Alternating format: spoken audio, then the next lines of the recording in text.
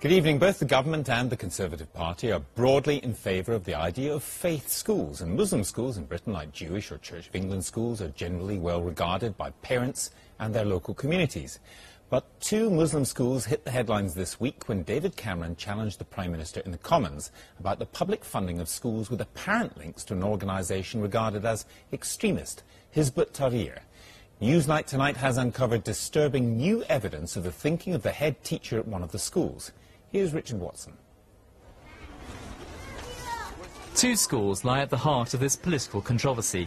David Cameron accused the government in Parliament of using public money to support these schools, which he said were run by a charity which was a front for Hizb ut-Tahrir.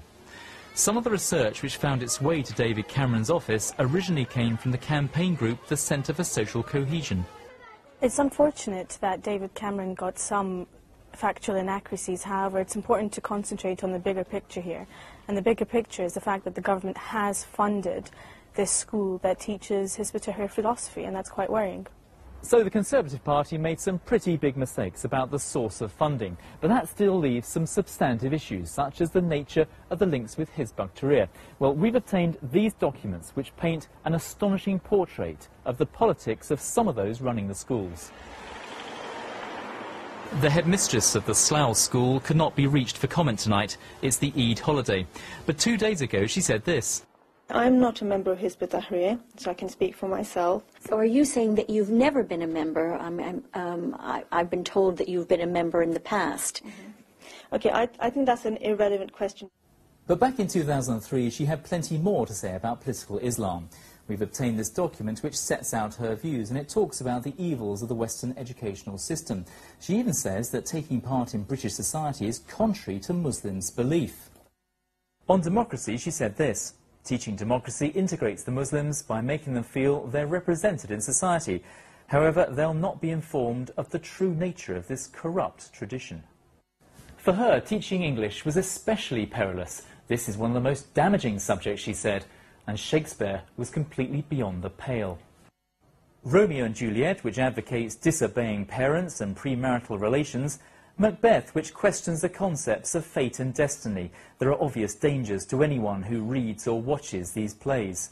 She concluded that the Muslim community as a whole in Britain needs to realise that Western education is a threat to our beliefs and values.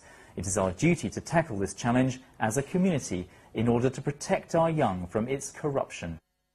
Hizb ut-Tahrir are an organisation that promote total disengagement with the mainstream democratic process, and this is why we are against any sort of organisations or any attempts to try and insidiously promote their values in for example, schools, and any organisation that is taxpayer funded. In 2005, Farah Ahmed helped prepare this document, the curriculum for both schools. It's pretty innocuous stuff mostly, but there's a very interesting reference on page 31 to teaching 9-year-olds about the Khilafah or the Islamic State. The ruling system in Islam is called the Khilafah and lists 4 principles. 1. Sovereignty to Allah. 2. Authority to the Ummah or the people. 3. There must be one ruler. 4. The Khilafah has the right to adopt laws and rules from Islam. These points that they're making are almost an exact replica of what is in Hizb ut-Tahrir's core text. A book written by the founder of Hizb ut-Tahrir, for example, lists all of these things. That shows the clear link between the ideology of the party and what they're teaching in the schools. At a central London hotel today, Hizb ut-Tahrir called a press conference to attack David Cameron's comments in the Commons. How do you account for the fact those exact words from that text appear in the school curriculum? Anything in the school curriculum, you go and ask the school. Well, we've got it here. This is it. Fine.